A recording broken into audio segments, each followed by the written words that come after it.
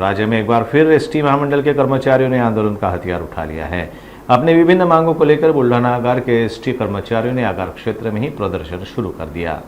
वेतन वृद्धि और राज्य सरकार के कर्मचारियों की तरह महंगाई भत्ता भत्ता समेत अन्य मांगों को लेकर एसटी कर्मचारियों ने एक बार फिर आंदोलन का हथियार उठा लिया है।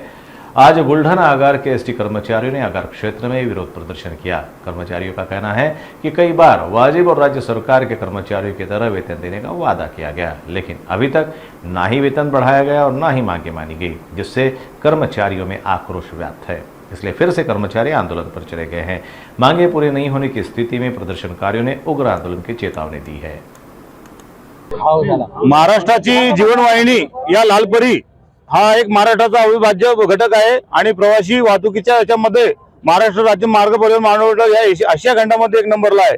अशा स्थितीमध्ये राज्य शासकीय कर्मचाऱ्याप्रमाणे पगारवाढ मिळावा यासाठी विविध संघटनांच्या माध्यमातून कृती समिती तयार झाली आणि 2016 पासून आमची मागणी राज्यकर्त्यांनी वेगवेगळ्या आंदोलनाच्या माध्यमातून आम्ही त्यांच्यापर्यंत प्रश्न मांडण्याचा प्रयत्न केला, परंतु आज भाव येतो राज्य शासकीय कर्मचाऱ्याप्रमाणे वेतन देण्याचं त्यांना आम्हाला आश्वासन दिलं, परंतु ते मागणी अजूनही पूर्ण झालेली नाहीये।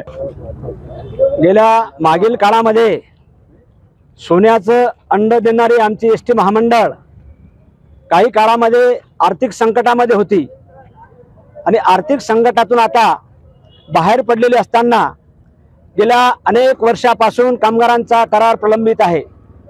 त्या अनुषंगाने मागण्या विविध पातळीवर झाल्या, परंतु मागण्यांचा मार्ग मोकळा होत नव्हता। म्हणून मान्यताप्राप्त कामगार संघटनेच्या पुढाकारातून महाराष्ट्रातील श्रमिक संघटनांची एक कृती समिती तयार झालेली आहे आणि त्या कृती समितीच्या माध्यमातून वेगवेगळ्या पातळीवर वेगवेगळ्या टप्प्यामध्ये आंदोलन झाली।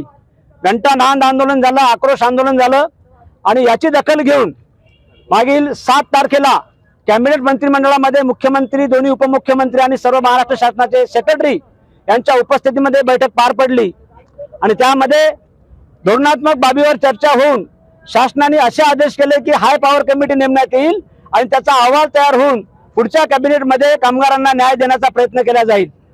मुख्यमंत्र्यांच्या या आश्वासनानंतर हाय पॉवर कमिटीचा अहवाल आता तयार झालेला आहे आणि अहवाल तयार होऊन गेल्या 4 ते 5 दिवसांमध्ये अनेक पातळीवर बैठका झालेल्या आहेत। आमच्या उपाध्यक्ष व्यवस्थापकीय संचालक यांच्या पातळीवर बैठक झाली, प्रिन्सिपल ट्रान्सपोर्ट सेक्रेटरी शेट्टी साहेब यांच्या पातळीवर बैठक झाली आणि वित्त विभागाचे प्रधान सचिव OP गुप्ता साहेब यांच्या सुद्धा पातळीवर बैठक झाली आणि मसुदा संघटनेच्या वतीने तयार करण्यात येऊन तो शासनाकडे देण्यात आलेला आहे आणि काल परवा कॅबिनेट होईल या अपेक्षेवर कामगार असताना मात्र कॅबिनेट झाली नाही आणि पुढील काळात कॅबिनेट होण्याची शक्यता असल्याने आपण आपला आक्रोश हा आमच्या कामगारांच्या वतीने या ठिकाणी निर्माण करत आहोत। महाराष्ट्रभरामध्ये कृती समितीच्या आव्हानाला साथ देऊन आज महाराष्ट्रभरामध्ये आक्रोश आंदोलन, घंटानाद आंदोलन पार पडत आहे। त्यातलाच एक भाग आज या बुलढाणा विभागामध्ये झालेला आहे।